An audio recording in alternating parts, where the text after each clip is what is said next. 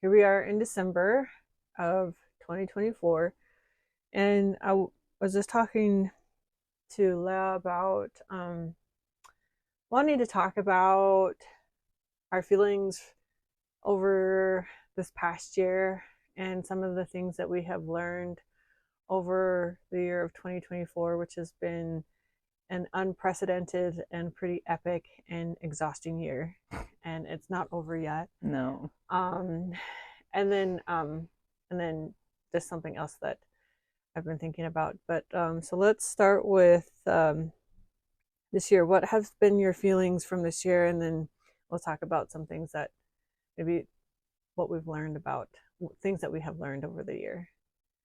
So what were your feelings for the year? I knew going into this year that it was going to be a marathon. And I don't know about you, but January just feels like so far away. Like the beginning of this year seems like another lifetime ago. And even the thoughts and ideas around starting a podcast When did we start a podcast? in January. Was it really in January? Yeah. My goodness. And then just going through January, going through legislative session, and then going to caucus, going to our meet and greets with our candidates and our town halls and our debates, going to convention and that being all crazy. Hosting a debate even. Hosting a debate, Yeah.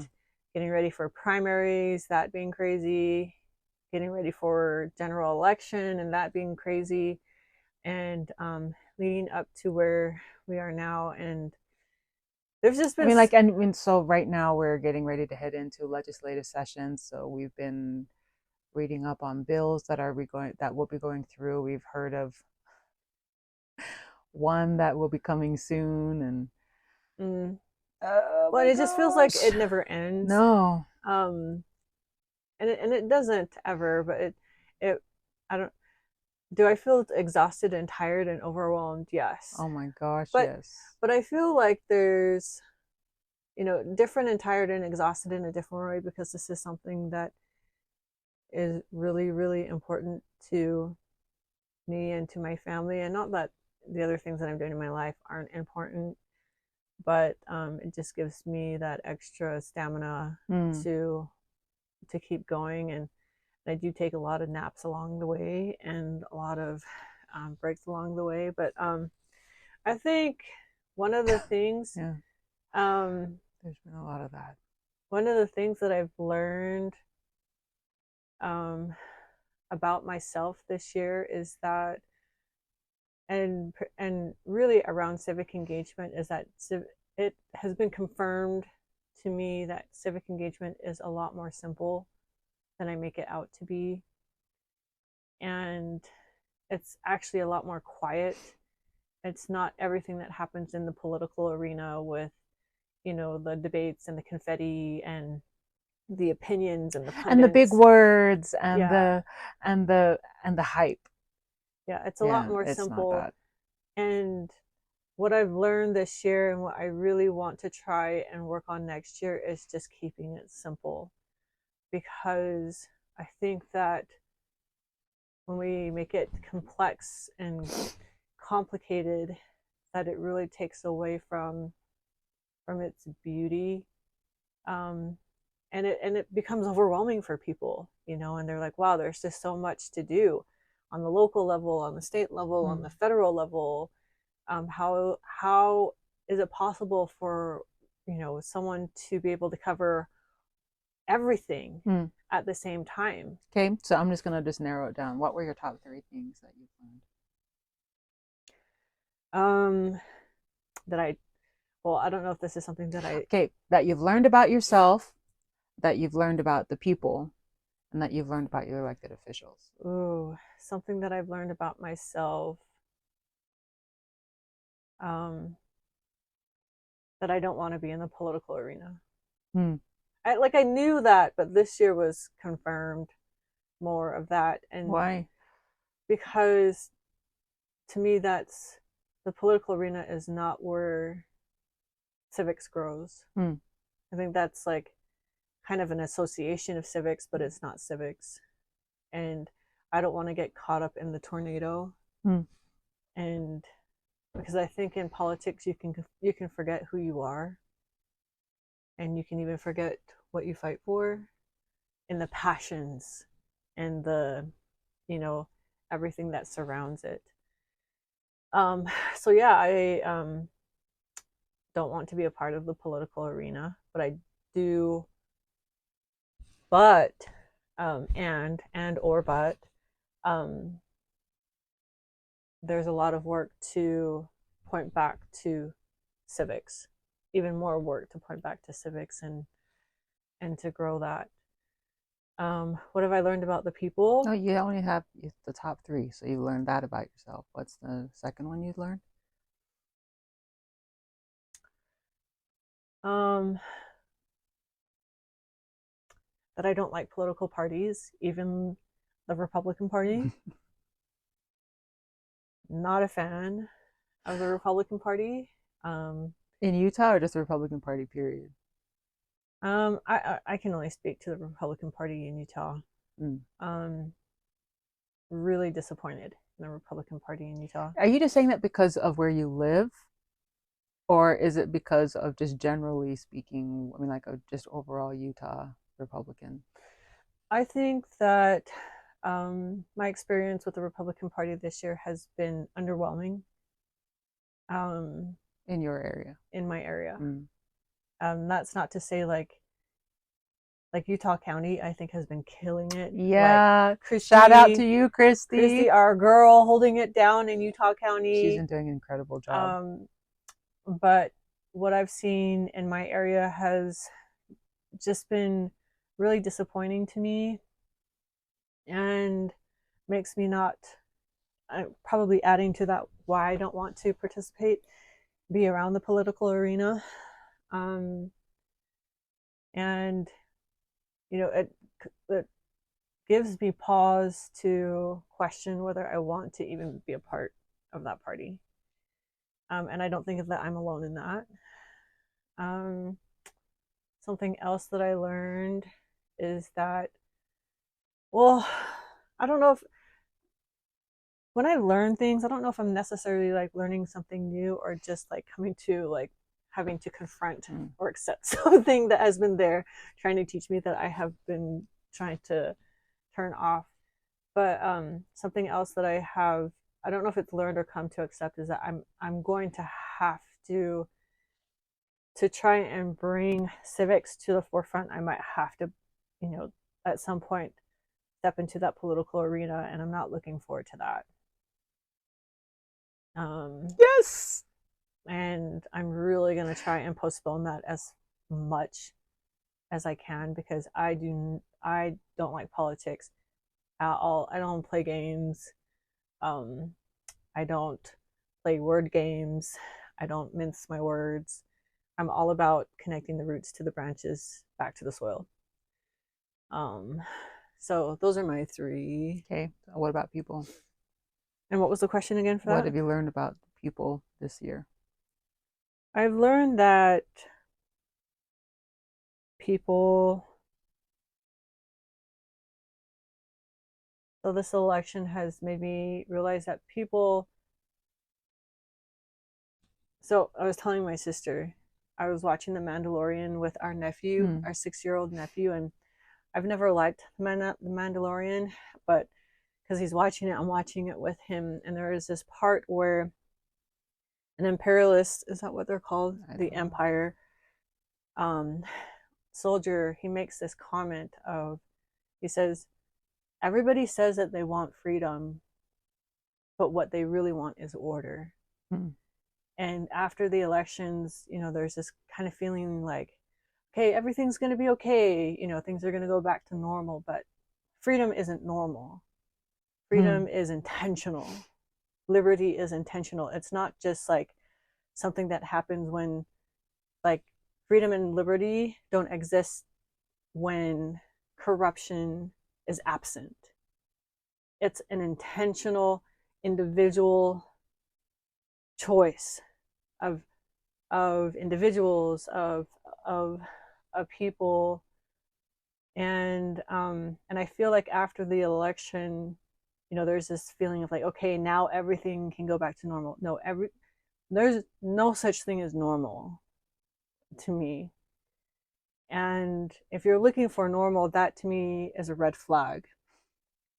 And it's a red flag that we still don't understand liberty and freedom. That you want to go back, you don't want to be inconvenienced. You don't want to be in discomfort.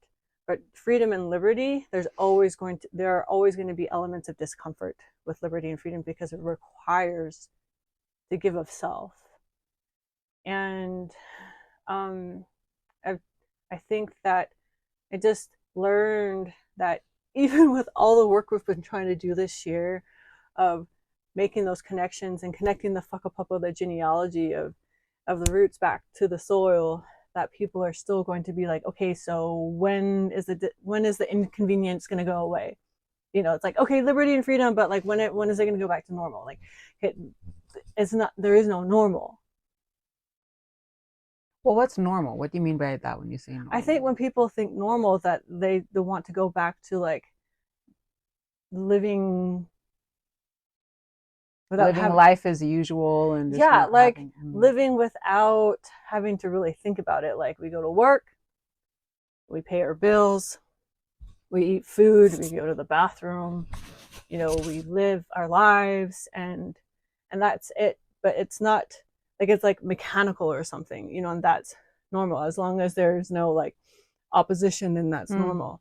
And I'm not saying that opposition is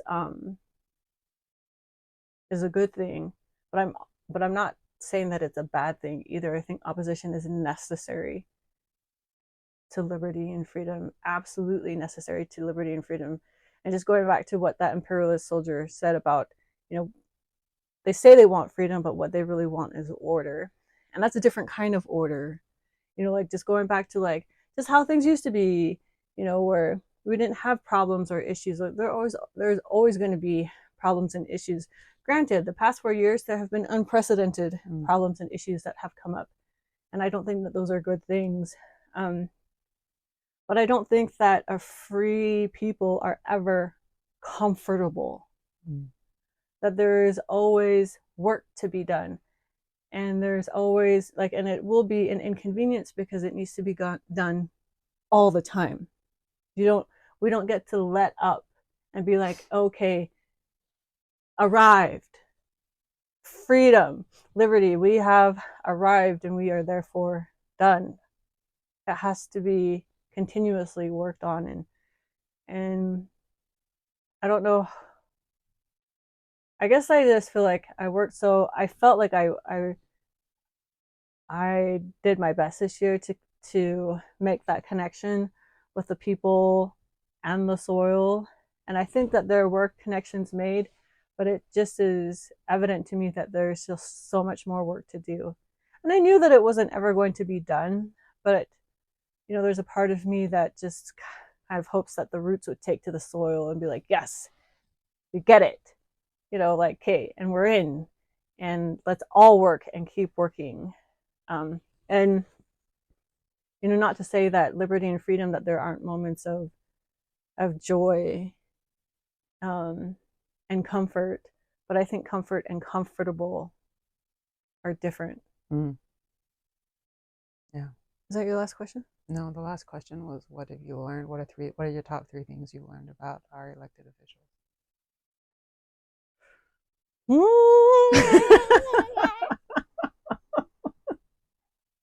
What are the top 3 things of our elected officials? Might have to censor this one. Maybe I'll just speak about them as a whole.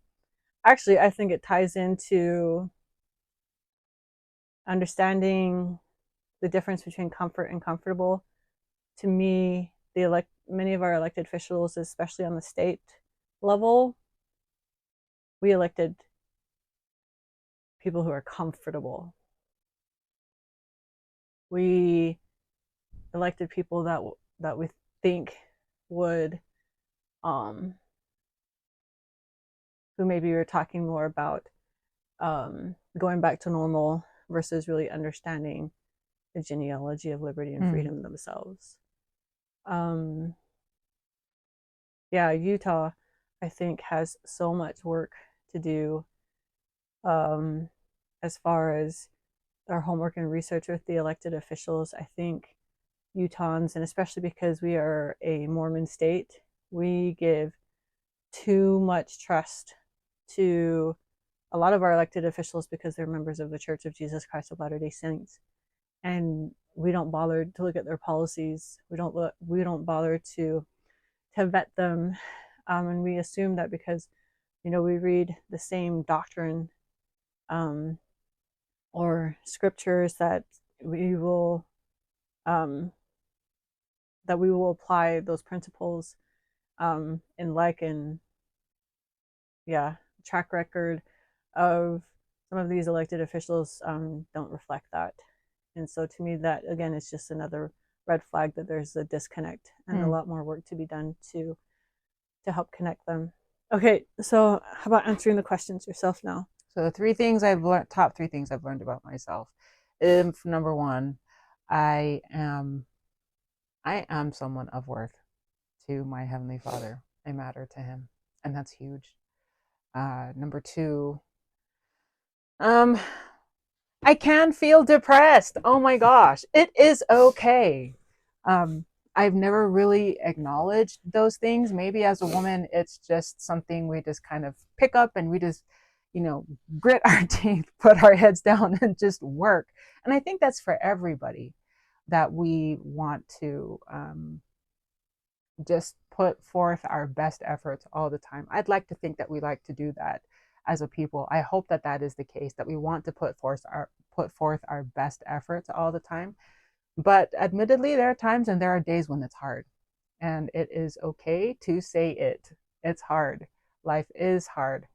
And I am working to work through that. So, but I'm learning that it is okay to say, yeah, I'm not okay, and to move on. Well, not to move on, but to sit with it and then to move on. Mm. To sit with it and let it take its course like a wave, like a tidal wave, and then go out. Let it go out. A third thing I learned about myself is I'm scared of putting myself out there. She and I have wanted to start our own businesses, and I think it's a really scary thing to do. And so I am working through that to even figure out what it is I want to do specifically. Um, Wait, what are you scared of?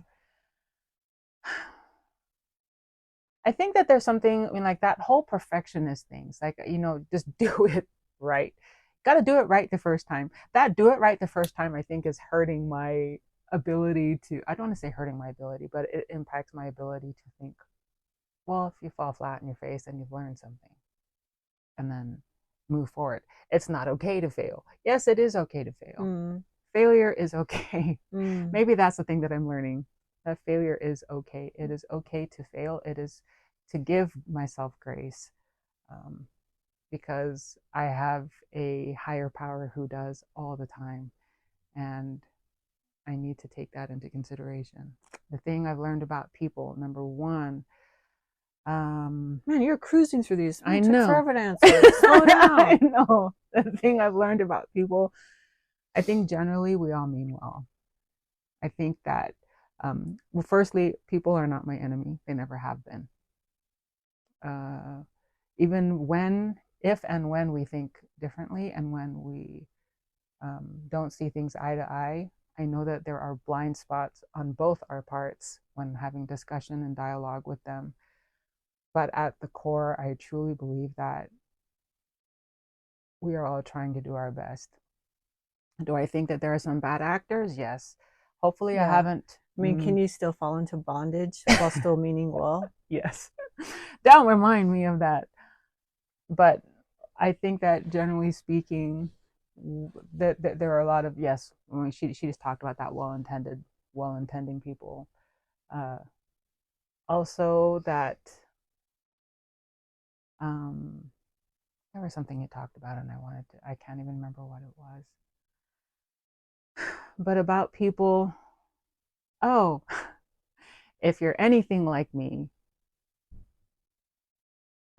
she talked about how that soldier said, we say we want freedom, but what we really want is order. I would submit that what we really want is the status quo.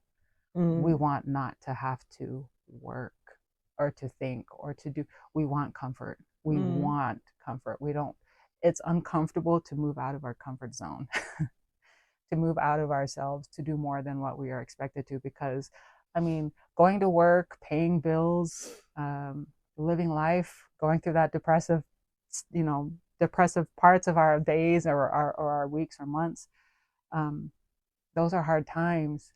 And what we want is the status quo. I really do believe that. I've learned that that's what we want. But if we really want we what our view of the best and of the ideal is, it's going to have to require us as a people to not be in that state of the status quo, mm, to be comfortable with change mm, all the time, to embrace it and to work with it because it's a good thing. It's not bad. mm. Number three, I, I I see struggle. I think that a lot of people are hurting, which is why they voted the way that they did, Republican and Democrat alike. And just like she said, it's not enough just to vote and then just think that things are going to go back to the way they are. We can't just do one thing and then say, you know what, I have done my job. It is only the beginning. It's only the beginning. Uh, Three things I've learned, top three things I've learned about elected officials. There's a lot of money involved. There Oh, is. there is there is a lot of money involved, a lot of money to be lost, a lot of control to be lost, a lot of power to be lost by having elected certain people. And I don't think I have ever seen I mean, like it hasn't been as evident as it has been to me this year, where there is so much money being spent to stop other people um, from being elected or from staying in elected positions as well. Number two, there are really good elected officials out there still. I think of Phil Lyman here in Utah, and I think of what he's done. He and Natalie mm, Clausen have worked so hard this this this this year and have campaigned and are still working so hard to fight for election integrity here in Utah, and I'm so grateful for that. That's a hard thing to fight. I mean, to be fighting an uphill battle is not easy, um, especially when you don't have everyone on your side, when you don't have big money on your side either. When you're the little people fighting Goliath, what they're doing is huge. mm, Number three, there are I don't know that everyone that wants to be elected is truly wanting what's best for the people they claim they want to serve. and represent. Yeah, and represent. And so let's just be really cautious and vigilant in doing our homework on Mm, that. And that's it. awesome. Um, can we just? I just want to close out this conversation with going back to that what people say that they want freedom, but what they really want is order. Because when I said that to you, what you said was I don't remember. there's order and then there's order. Ah, Okay, yeah. and order, like big order, big, So explain the orders then. like, so to me what he was saying here is, people are looking for that status quo. They don't want to be in discomfort. But liberty and order, their whakapapa is like this. You Hmm. can't have, like, a question that I ask candidates all the time is, which is greater, compassion or order? And the reason why I ask that question is because when I look at bills coming out of DC, it's clear to me who the sponsor of the bill is. I can tell which party they're from just from the title of their bill, because many Democrats, their bills are very emotional, and many Republicans, their bills are very strict or rigid, could be seen as those. And I think that people put this division, down the line in politics where, like we're the compassionate party and we're the ones that keep order to make sure that we have roofs over our heads and we have funds for a rainy day. But if love and compassion are one and the same, they're contingent. Or sorry, compassion and order they're contingent. You can't have one without the other. And so the big order to me is absolutely necessary to liberty, to the preservation of liberty. And that order is not absent of compassion. That order is not compassion of comfort, but that order is not subject or even a student to convenience. Because creation, any kind of creation, there's going to be pain and there's going to be suffering. But the presence of pain and suffering does not equate bad.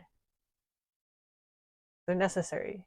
It's necessary to So suffering and pain aren't a bad thing. No, they're not a bad they're thing. not, and they're not just that they're not a bad thing, they're not a negative thing. Yeah.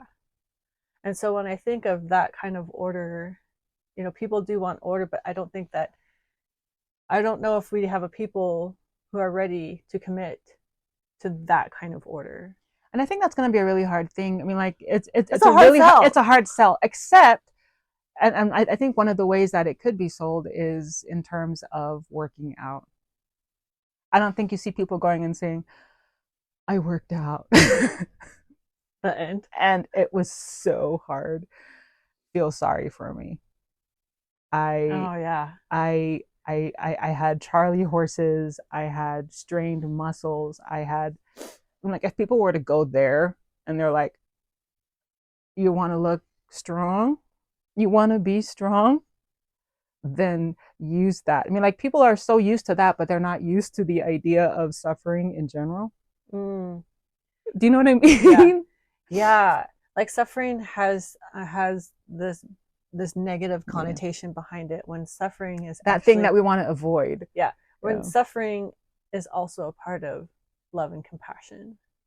It's part of growth. Yeah. It's part of the buildup. It's part of the hard bod. And I just wanted to bring that up because like moving forward to next year, I really want to simplify even more. I thought I was already simplified this year, but just going back to our 6-year-old nephew, when I talk to him, it's not that I have to speak in simple terms to him because he's young, but because the language of truth is simple. Yeah. And the more that I complicate it, the more I get in the way of that connection and of that whakapapa. And I really want, like, when we talk about liberty and freedom and order and compassion, I really want to go down to the soil and get to and to nourish those roots. I don't want to talk about the status quo. I'm not here to be comfortable. I don't want to go back to my Heavenly Father or to the afterlife and be the block of wood that he sent down. And he's like, you weren't carved out at all. I'm like, because it hurt too much.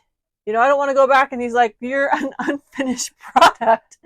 I sent you down there to come back in a different form and you're the same exact thing. I don't want that. And I actually don't think that we even want that, even though people may think like, this hurts, this is a lot of work. But with a lot of work and a lot of sacrifice and suffering cometh the blessings. Yeah. And there's a lot of joy in that, and joy that is long lasting. Does it take away the pain and the suffering? No, but it makes the joy even more sweet. The good thing you're not seeing underneath here, because it does not look anything like, well, it probably does. Yeah. So hopefully going on into this 2025 and getting ready for municipal elections and things like that. Even legislative session. And legislative session, I really want to work on just simplifying my to be able to speak that language more better. I want to not mix up, not confuse the language of truth, and hopefully just bring that to the forefront so that we don't see the divisions, we don't see the political parties, we just see the soil, the roots, and the branches, and hopefully bear some good fruit. And hopefully you see a tree and not and not a building. Soil, roots, and branches. Yeah, soil, roots, and branches. I mean, it'd be okay if you saw a deer or two, but yeah, as long as you know that it's yeah. So nearby. Let's go. 2025. Bye. Bye. Kakite ano ofalahiatu. Kakite ano ofalahiatu.